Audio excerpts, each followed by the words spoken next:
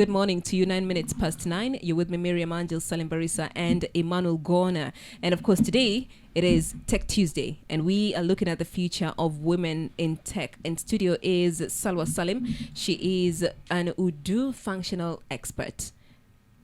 Hi, good morning. I'm about to ask you what is Odoo, but you know what? Ngoja tu kidogo. Pale Facebook na Saint Joseph pale amesema Bamba Mariango Kilifi Kambejans well represented, lakini Kaluda Coastal Kid hii imeingia let kidogo. Alikuwa anauliza kama wakili ana charge pesa ngapi na anapatikana. Yeah, that's you know what, Kaluda Coastal, okay, don't worry, because we will get another advocate next Tuesday and ask about the cost of like the charges, because most people tend to believe that advocates are expensive, yeah. Right? Yeah, so we'll have somebody come in and talk about that next week Tuesday. But right now, Salwa, good morning. Good morning, how are you? I'm good. Welcome to the show. Thank you. You're bright, you're vibrant, I can feel your energy. I'm feeding off of your energy. I like that. Thank you. So what does Odoo functional expert mean?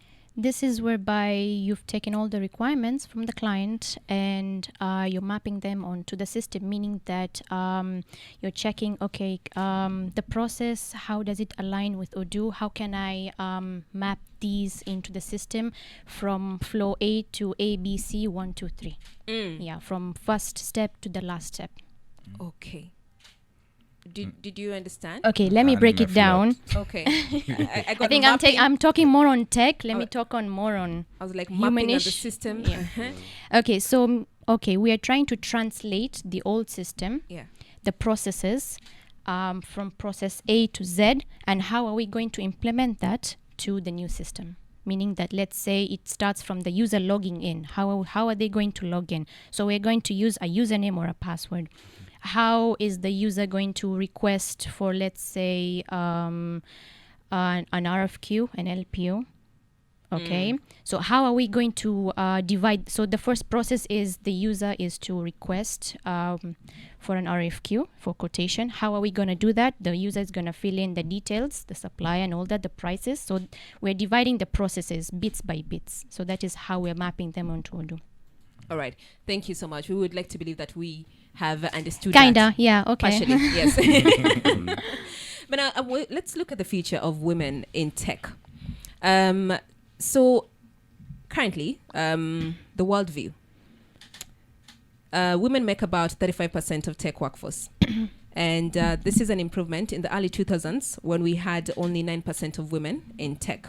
We bring it to Africa, and according to UNESCO, the global average for women pursuing careers in STEM disciplines is 30%. And in sub-Saharan Africa, it is lower still at just 28%. So in case somebody is wondering, STEM, that is science, technology, engineering, and mathematics. Exactly. Right? So 2000, 9%. Right now we're looking at 30%. Let's start with why we're seeing a rise of women in tech. What contributed to that significant growth? Okay,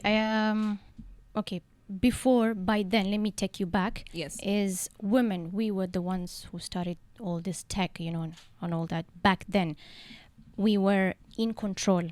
But then as the years went by, the percentage of women in tech started to decrease, meaning that there has been a gender bias. Men started taking control in tech. Women had less access to leadership roles and higher paying jobs, or I would like to call it as glass ceiling, meaning that it's a barrier preventing you. But later on, things have changed. Technology has been in advance. So women now have been slowly taking in control. Let's say, I can say in Kenya, they have been very active in hackathons, coding programs, and all that. Yeah. Yeah. So that is what has... So you're saying a lot of women are taking up more space. We are now trying to, because women have been creating and aware. Okay, there's this, there's coding, this is cool. Why don't... Okay, we can even use tech into fashion, tech into nail salon, and all that. So they have been encouraged, and it's like a growing force now. because back then women were like discouraged to apply in STEM, learning, especially girls in high school, taking STEM subjects. So over the years, there has been this like, okay, we need to take back control in tech because we are women. So we need to give them exposure in STEM professionals. Listen, you can do this and this. We are cool. And even women in tech, not just men, we can develop products that can be marginalized. You see, they can be better decision making. Yeah. Okay. And since we're still talking about TEM, I have data here from the National Science Foundation. It says that once a diploma is earned, the real work begins. And here the number for women in tech are even more troubling. So only 38% of women who majored in computer science are working in the field compared to 53% of men, according to data from the National Science Foundation. So yes, we do have women going for courses or in STEM, right? So we have science, technology, engineering, and mathematics. But then also just because I have the diploma doesn't mean that I'm going to practice it. Why? What do you mean, like, as in, like, just having a diploma? It says that once a diploma is earned, the real work begins. And here the number of women in tech are even more troubling. So only 38% of women majored in computer science are working in the field compared to 53%. So meaning we have somebody who has, I'll give you an example. Somebody who studied journalism, right? I studied journalism in school, but then I'm not practicing. So why are we seeing a lot of women not practicing?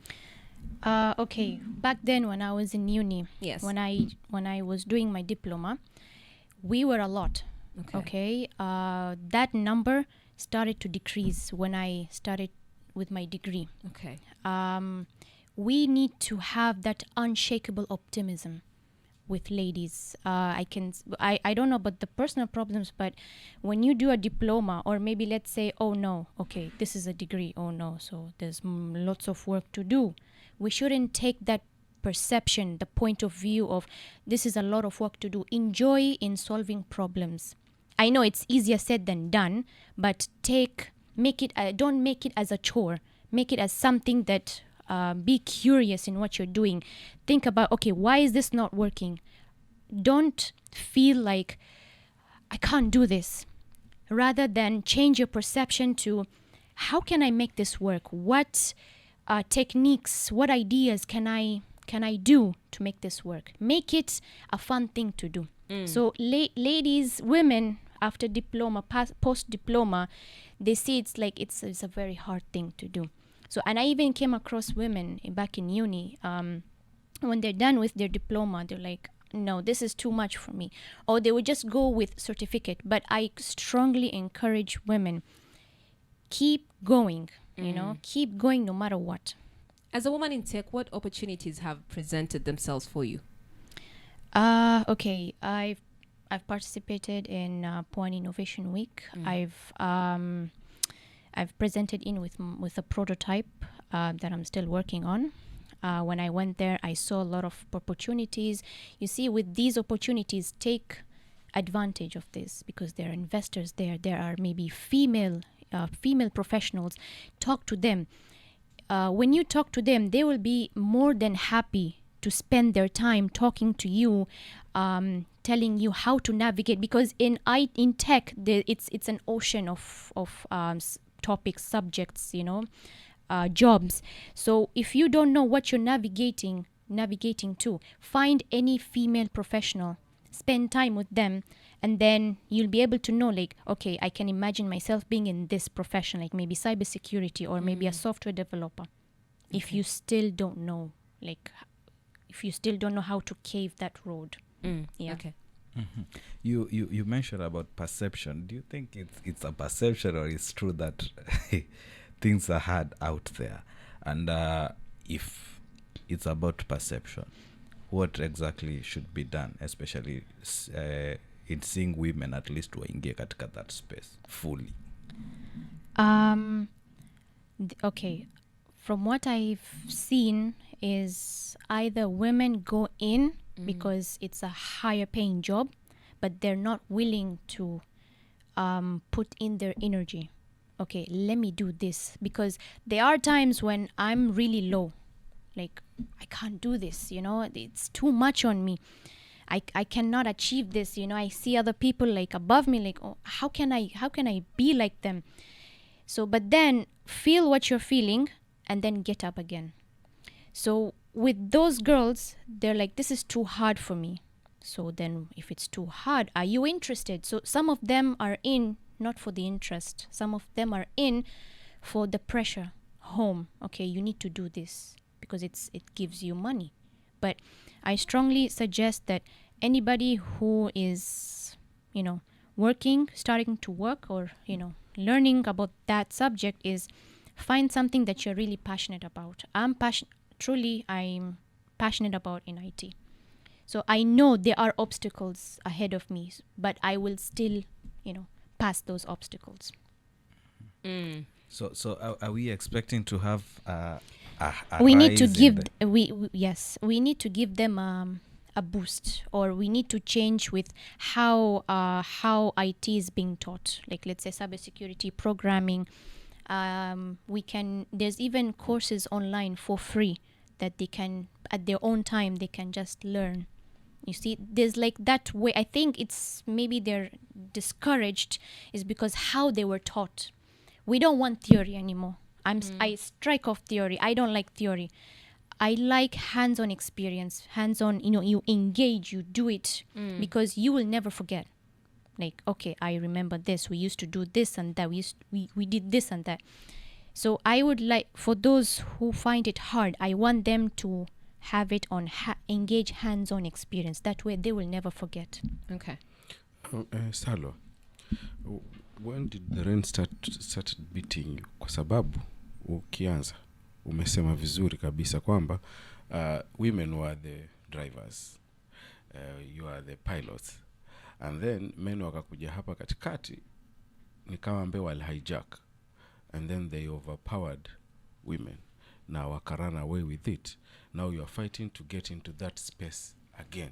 So where did the rain start beating women who were the pilots and the drivers in this tech stuff? Okay, I'm not sure why, but I think we were seen, I think it was intimidating. That I don't know about you, but I feel like it was a point of, okay, intimidate, because back then the gender work areas, like the gender bias, the areas were divided. Let's say for arts and humanities, it was more on categorized on women, and STEM was more on men. Like, men are supposed to do this and women supposed to do this. Who said that? Nobody said that.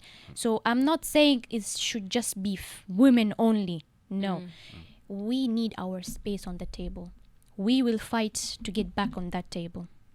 Yeah. And I think what you're saying is also, because you mentioned when you started, you had you were a lot in your class, and then you saw some of them drop out, and you've also said that it's the urge to keep going, and some of them said that it's difficult.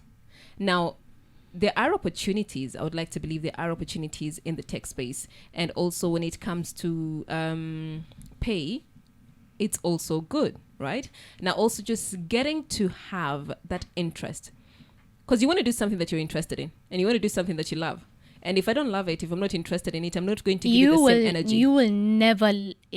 For me, for me, it's an accounting. I don't like accounting. So if you don't like something, it will never happen.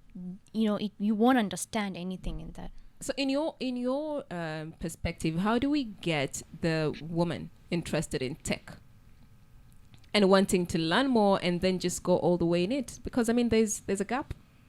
How do we get them interested? Yeah. Cancel out the way IT is being taught. Okay. Just theory.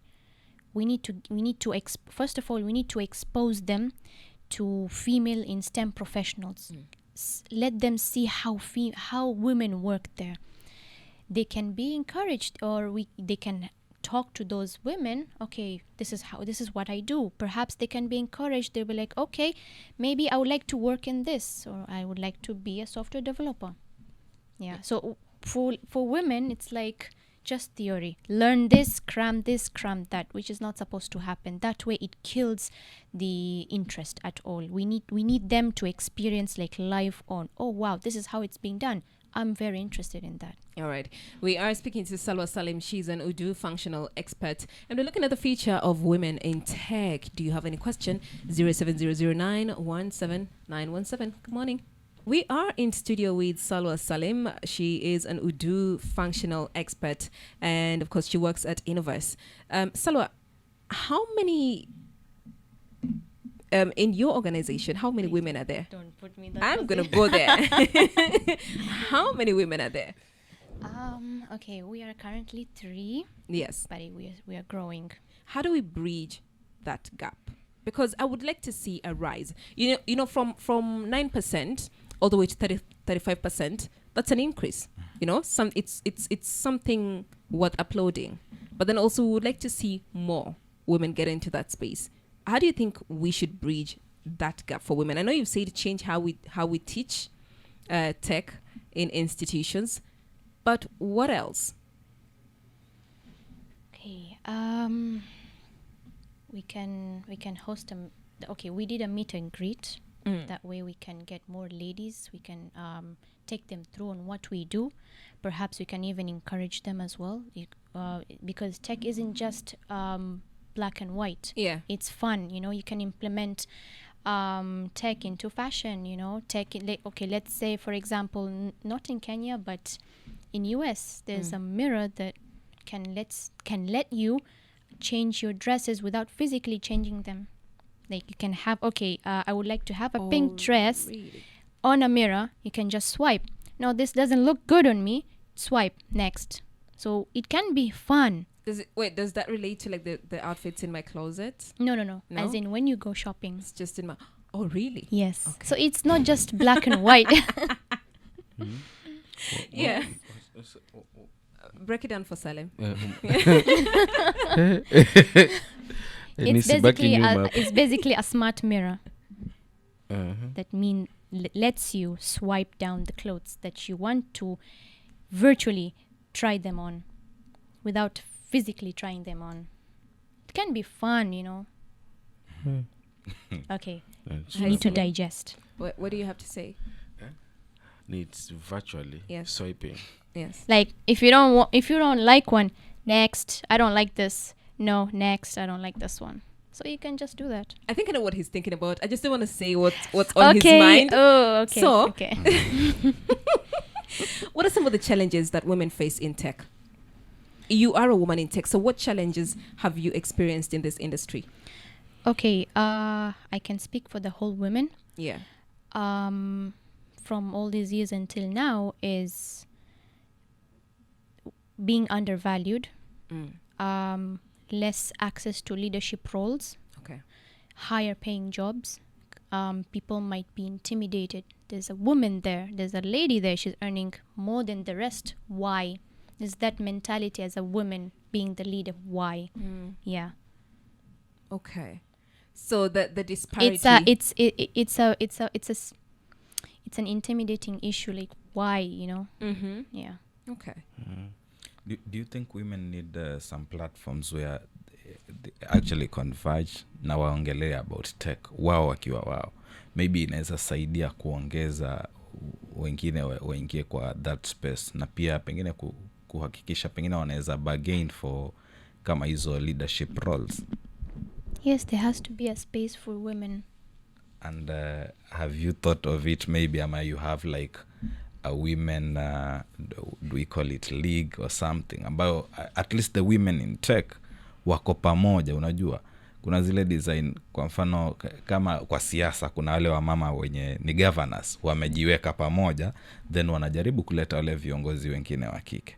So katika tech sasa, do you have like nyinyi kama ladies mkuwe na kitu ambao mnaweza itana pamoja, so that either mna inspire the other ladies ambao hawajaingia kwa hiyo space, mnaweza fightia for some other spaces like the leadership roles na vitu kama hizo? At the moment, perhaps JQuat might have one, because when I left, that's when it started that space. Yeah, I was at the end of my 4th year. that's when now they've started with these programs.